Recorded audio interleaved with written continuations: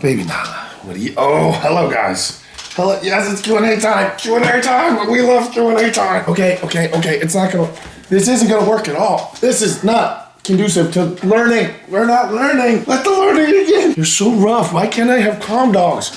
Why can't I have dogs that love me instead of hurt me? Get out of my water. Stop drinking my water, that's my... It's starting well. This is all starting really well. Well, it's Brian with neversay.com, and this is the deadlift specific Q&A. But yeah, like I was saying, this is the deadlift specific Q&A, and I asked you guys for questions. You guys came through with like 250 questions within a couple hours. That is absolutely amazing. I love the responsiveness that I get from you guys, so thank you guys so much for just everything that you guys do. And because I got so many questions, I'm going to try to answer as many as possible, so this video is probably going to run a little bit long, so I apologize for that. But I am going to try to answer as many questions as I possibly can, so the answer is going to be short, succinct. I'm not trying to be rude. I'm just trying to get to as many of you as I possibly can.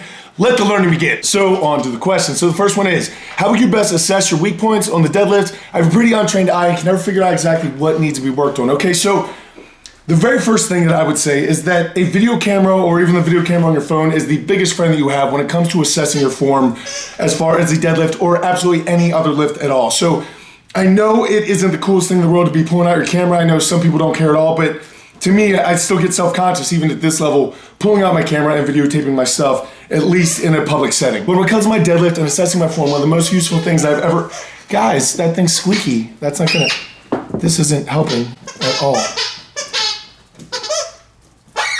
But when it comes to deadlift, one of the most useful tools I've ever used when assessing my form is that I will set up a camera directly at a side angle of me performing a deadlift. Now, I want the weight on the bar to be around like 80 to 85% of your 1 rep maximum. From there, I want you to do your first deadlift and get it there however you need to, because what we're gonna be fixing is what we're gonna be assessing. So as you get up for the first rep, then after that, I want you to lower that bar like you're gonna do a touch and go rep under extreme control. So I do not want you bouncing that bar off the floor. I want you to literally lower it like you're doing a negative on the eccentric portion of the motion. So you're just dropping slowly, slowly, slowly. As soon as those plates touch the ground and you hear them touch, reverse the motion and stand back up. Do that 2 to 3 times. So what you're basically doing here is reverse engineering your deadlift, because it's very hard for your body to lower a bar of substantial weight under control incorrectly.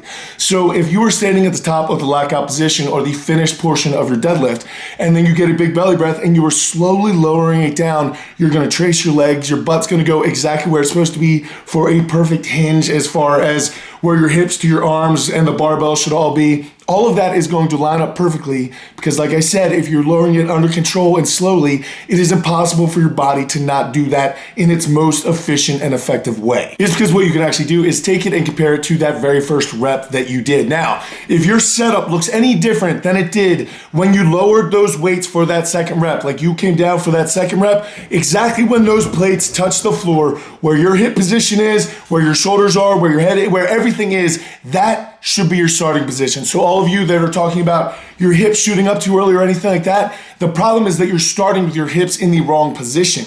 So basically, when you lower that bar and you're putting it down on the ground like you're getting ready to do another rep, where your butt is where your butt should be at the start of your setup for your first rep. That is why your second rep and your third rep are always 1,000 times easier than your first rep. It is not that your first rep is harder whatsoever. It has nothing to do with momentum. It has nothing to do with anything like that. It has everything to do with the fact that you are in a worse starting position than you are for your second and third and fourth rep. And again, if you're taking that video from the side, you'll be able to see all of this, as well as your knees collapsing, whether your arms are floating out in front of you. A lot of people have a problem with the bar positioning at the beginning of whether the bar is too close to your body or too far away from your body, because guys, when that weight is going to leave the ground, it is like a crane, right? So if a crane is over like this and a line is running straight down to the weight, if the crane starts over here, when it goes to lift up, that weight will need to move to here and hit a perpendicular line before it leaves the ground, right? This line is your arms and this crane is your body. This weight is still the weight on the barbell. Same exact thing's happening. If it is too far out from your body and you go to lift it up and you see that weight swing forward before it leaves, that is going to tell you that your positioning is incorrect. Same thing if it happens and it needs to swing out before it leaves.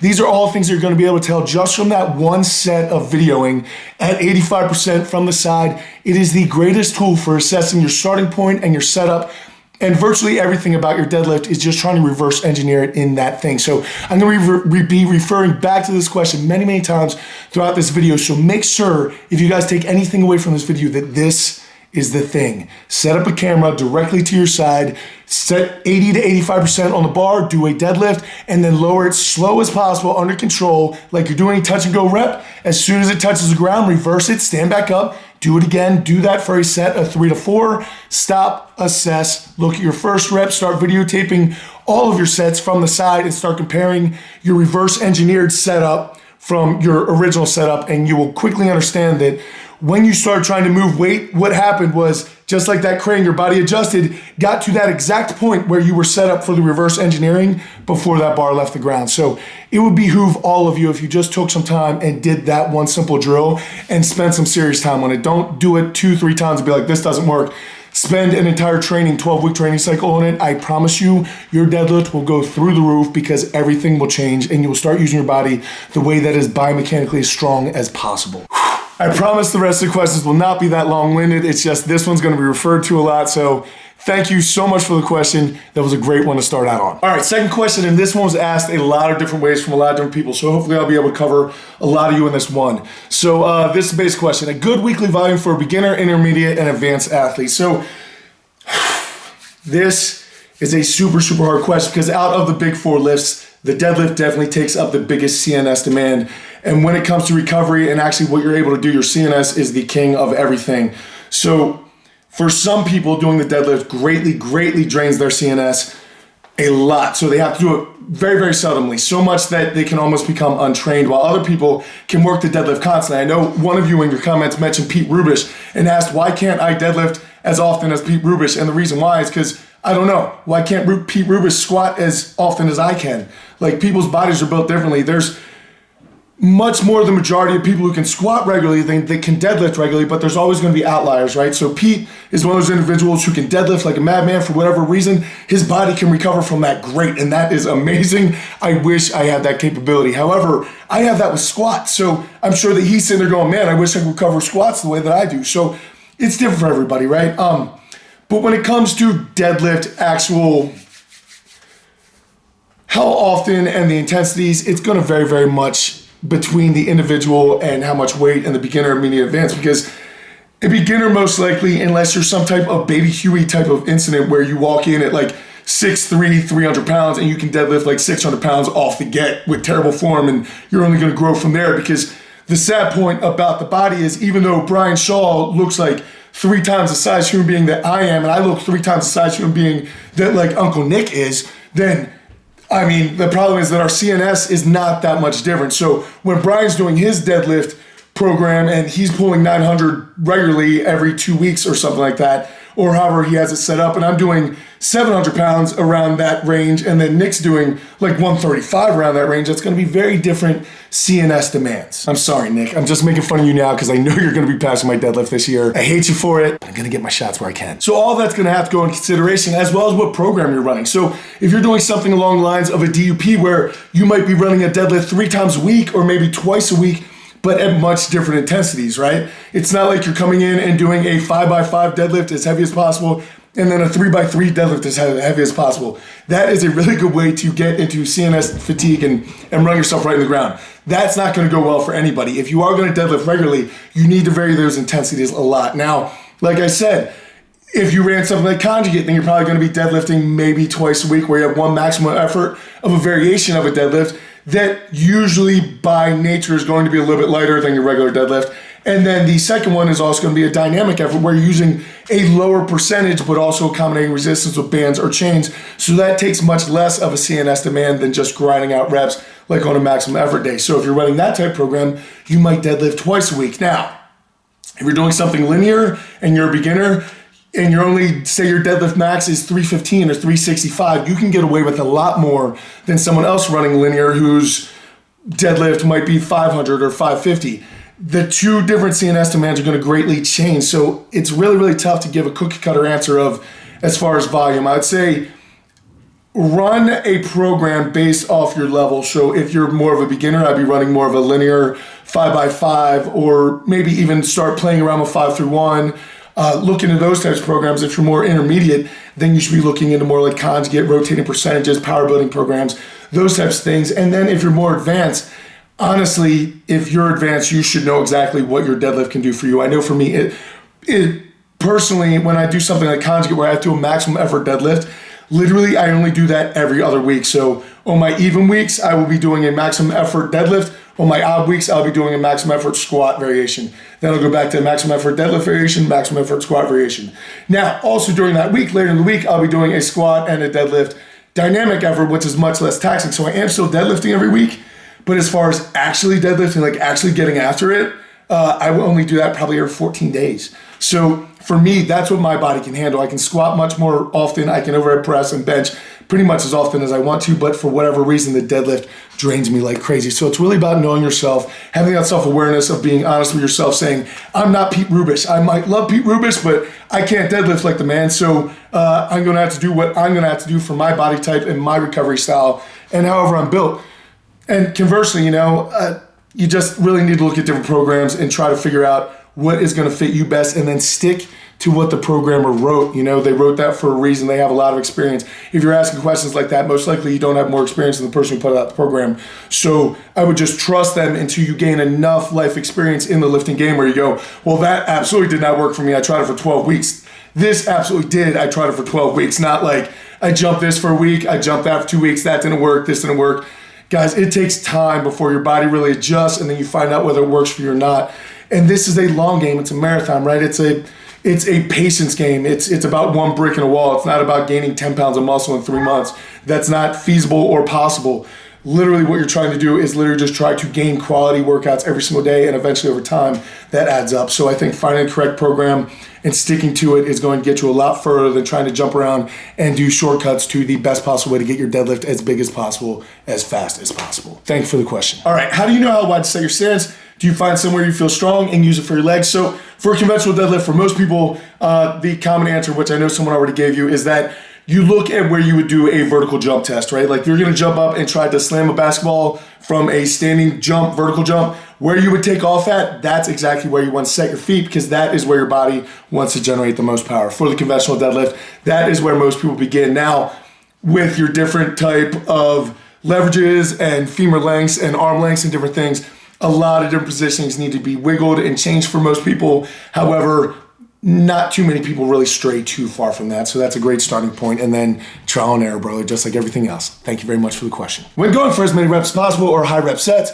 how do you keep the back from rounding, especially when the fatigue sets in during the later part of the working set? I can't read. So here is what I would say. So if your back is rounding, it's because you're not braced, right? Whenever the back is rounding, it's because there is too much room in there allowing your spine to move around. The way that you get rid of that room is by forcing air in there and then bracing down on top of it. So as long as you keep air in there, the problem with as many reps as possible sets is most people are having trouble catching their breath anyway because of the work capacity of the set fatigue them, right? So if you're on set 5, that's taking a certain amount of energy and now you're trying to catch your breath on top of trying to get a normal big belly breathing brace breath, which is not happening. You're not able to get as much air in your belly when you're going as you can when you're perfectly underweight before you're set, calm, and you're getting a huge, massive belly breath. You're not able to, right? So what you really need to focus on is your breathing and bracing, not what you're so much doing with your back. A lot of people will start rounding their back because they'll start trying to crane their neck up, trying to force those extra reps, and that actually compromise your lower lumbar position. So you're better off keeping that neutral neck position. But like I said, the biggest thing happening there is that you are giving up some of the real estate inside of your tummy torso region, and that needs to be filled back up with air so that your spine can't wobble around and you can't hurt yourself. I hope that helps. Why are you freaking out? Why are you freaking out? What's wrong? I love you, but we need to answer deadlift questions. All right, next question is, what are your thoughts on belt position for deadlifts? I had to wear mine one hole looser on deadlifts than other lifts. Is that common with you or any other lifts that you know? It's actually very common, man. Especially on deadlifts, a lot of people need to loosen their belt one hole than they would on like a squat or some other heavy lift. And the main reason why is because if you're wearing your belt so tight that it's actually collapsing your abdominal wall, then that's actually going to fold you more on the deadlift, and some people even on the squat. But most people, because of the bar positioning, can get a little bit more air in their brace, and that's why they don't fold as easy on the squat and they can push harder against that belt. But deadlifts, especially for individuals who cannot get their set up top and then lean down, grab the bar and go, they need to set up down the bottom. that definitely becomes a problem. So yeah, if you need to wear your belt one hole looser, that's not really a big deal. You also mentioned the 3-inch belts. That's up to you, man. That's personal preference. Honestly, I don't know anyone that has had that big of a problem.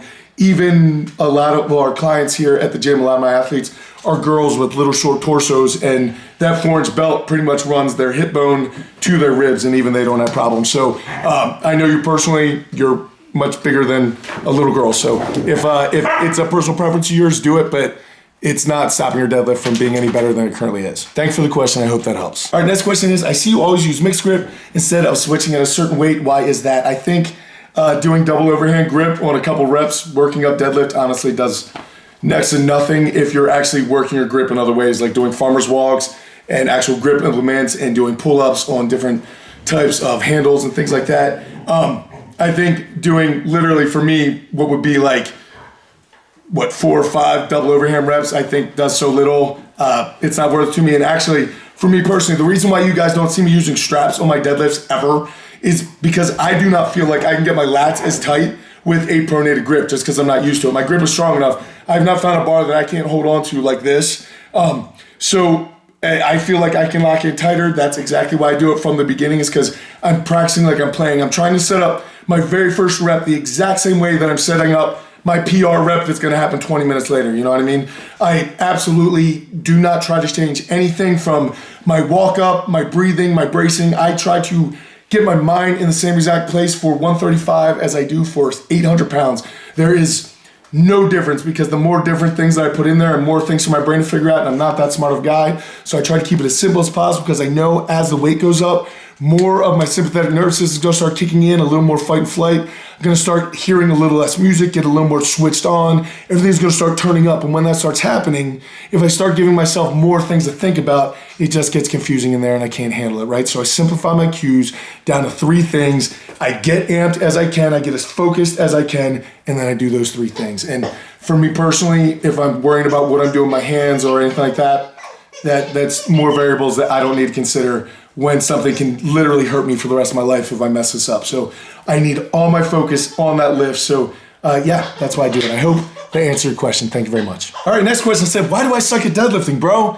It's because you said you suck at deadlifting. You walked in going, man, I hope this goes okay, instead of going, man, I can't wait to see how well this goes. You'd be shocked at how changing your mindset about something will absolutely change. I know that sounds like hippy dippy junk, but it's absolutely true. If you walk in going, man, deadlift's my worst lift, I'm not good at it, blah, blah, blah, whatever. Trust me, you're never gonna be good at deadlift, bro. Change your mindset. Stop publicly stating on public forums that you suck at things, or you're always gonna suck at things. And brother, I know you're just joking around, but what you say matters. Your words matter. What you say to yourself absolutely matters. And if you're literally saying this, there's something inside you that actually believes that, and that needs to change, or else you are absolutely never gonna get better at deadlift. What I tell you to do is, yeah, maybe you do suck at the deadlift. So what I tell you to do is become the best deadlift student you could possibly be. And maybe in a year, you're gonna have a decent deadlift. And maybe in 2 years, you're gonna have a good deadlift. In 3 years, you're gonna have a great deadlift. But if you continue to try to be the best deadlift student you can be, that deadlift will take care of itself. But the more you say that you suck at something, the more you suck. Our next question is, in your opinion, what are the 3 most effective accessories? So I'd say in general for deadlift, we're not talking about like alt floor or lockout or anything. In general, my 3 favorite assistance exercises for the deadlift would probably be good mornings with the pin set to the start of your deadlift height, front squats that are deep, and some sort of barbell row, probably something like a deadlift row. Now that's a general answer. I'm gonna get into more specific ones later because other people asked about specific areas. But thank you very much for your question, man. I hope that helps. Which conveniently leads me to the next question, which is best thing to help me at lockout. And I think the 2 best things for that would be very, very heavy 18-inch deadlift, like above your max 18-inch deadlift. You should be able to deadlift more at 18 inches above, unless you're a freak like me who for some reason can't. But it's definitely a rack deadlift, like right below your knees, as well as some banded deadlift or even some chain deadlift. Something with accommodating resistance will help incredibly. Thank you, I hope that helps. Which conveniently brings me to my next question, which is bands or chains for deadlift and all other movements. So I'm not gonna go over all other movements because this is deadlift specific. I will say for other movements, I actually like the chains a lot, but for deadlift specifically, I'm a band guy. I like the feeling of bands. There is not much worse than a 1 rep max banded deadlift. The overpressure and what you're dealing with there, the grip, the everything that's involved in that is absolutely miserable. I've done it with chains, I've done it with that, and I think the bands are just worse. And I think when it comes to accommodating resistance and speed work, I think they're more effective because of the way that the, I guess, pressure comes on, the resistance comes on during the lift as opposed to how chains do it. So yeah, for deadlift, I choose bands. I hope you do too. What are some good exercises to fix any weak points with breaking the bar off the ground? So I already mentioned my favorite for that, which is good mornings with the safety pin set to the start of your deadlift height. So if you guys don't know what I mean by that, what I mean is roll a deadlift bar over to a rack where you're gonna be doing your good mornings and set up in a deadlift position. Now, where a bar would sit on your shoulders, that's where I want you to set the pins for the deadlift. So as you come down, or the good morning, so as you come down on good morning, they will click those safety pins at the same height where you would be starting your pull on the deadlift. You understand? So it's gonna take a little bit to set up, but once you get it, write down those little numbers in your training journal or on your phone,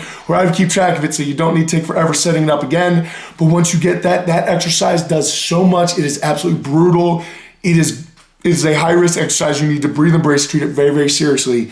That said, it will do a ton for breaking the bar off the ground. The second one that I like a lot is front squats, deep front squats. Now, a lot of people are like, why do front squats help your deadlift? Because a lot of the breaking the bar off the ground is your leg drive from the beginning, as well as your torso actually staying in the place where you want your torso to be, which is your breathing and bracing, which is your front squat works. Both of those incredibly, incredibly well. People do not take their front squat serious enough when it comes to their deadlift training, except for the people who have really big deadlifts, and they typically do. And then the third and probably most effective one for breaking the bar off the floor for me personally has been banded deadlifts. So getting a rack or some sort of way to set up the bands, even if you need to stand on them and then pull from there, it doesn't matter. Get that accommodating resistance, because then you learn how to be explosive from the beginning. A lot of people's problem in the deadlift is that, number one, they're not pulling slack out of the bar, but if you are pulling slack out of the bar and then you're trying to like ease into the lift to make sure it's going to be okay, that can happen. Once that slack's out of the bar and the slack is out of your body, you need to explode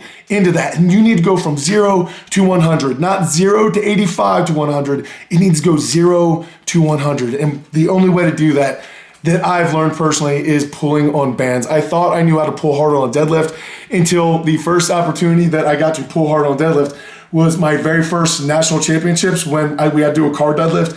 It was the middle of the Reno desert and it was nighttime on the strip where the casinos are, and we're literally have floodlights going. I've never pulled hard on a deadlift in my life until that time. I think my deadlift at the time was like 680 or something. I had never pulled hard on a deadlift until I started deadlifting those cars that day. I think I finished with like 6 or 7 reps. I will be honest, there were noises coming out of me that I did not intend to make. I was just like, I heard one voice, and that was my friend M, who all I heard was, "Come on, Brian," which is hilarious because it's actually on video. You guys can find it here on my channel somewhere. And the rest of the world was underwater. That was the first time that I realized, Brian, you've never pulled hard on a deadlift in your life. And then the second time was when I was doing my very first banded PR max, and that is a different experience because as you start going with deadlift, you're like, I got it. And then that band resistance kicks in right about the inch below your knees, and then it just gets progressively worse, and you get in some of the biggest fights of your life to try to lock out weights. I would say learning how to be explosive can't really be beat other than doing the banded deadlift, man. And if you're explosive, you'll be able to rip weights off the floor, no problem at all. Thank you very much for your question, man. I hope that helps. It is so cold down here. I'm starting to shiver a little bit. And then the 90s kid, what's up, man? You and a lot of other people asked about some of your back rounding, some in the upper back, some in the mid back, some in the lower back. Look, guys, this is probably going to gain me a lot of hate. Look, I think rounding of your back in the deadlift is much less of an important thing than most people make it out to be. I think breathing and bracing is the big deal. I think if you have a full belly of air and it is braced down correctly and you are doing the facade maneuver correctly, I think it is very, very hard to actually injure your back in that position because there's not enough room for your spine to move around a lot. So a lot of people look at my pull and they say that I'm pulling with a rounded back. Maybe, I don't know.